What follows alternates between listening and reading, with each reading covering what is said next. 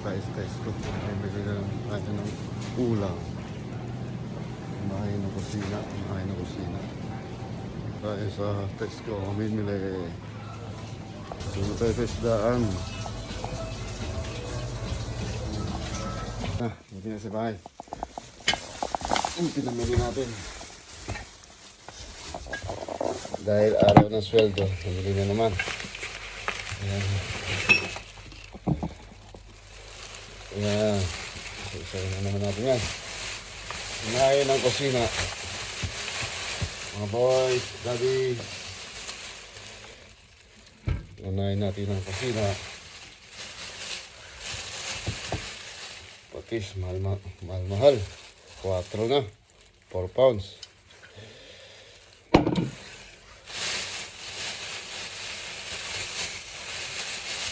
Si Brim 10 pounds 10 6 so 4 pounds nalamin natin ngayon sariwa daw so 4 pounds grabe 4 pounds piso isa huh? 4 na piraso sariwa daw buntot. Tapos, red green, 5 pounds. Kaya ng hipon, 5 pounds lang. Kunti lang. Tapos, mackerel frozen, 5 pounds din, 4. Pack na tayo, ipak. Yan mga daddy, unahin na kusina. Bago mag-bisyo. Ayun na.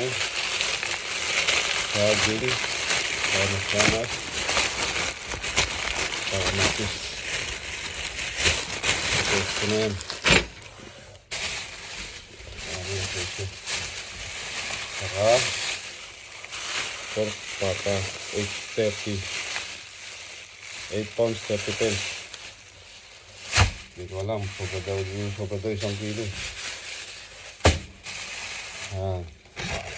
Tapos, wala tayong sabon. Naglalaba tayo eh. Sabon.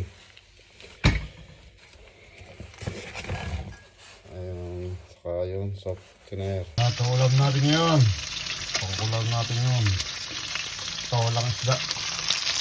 Ganito muna natin bago natin. Ito walang isda.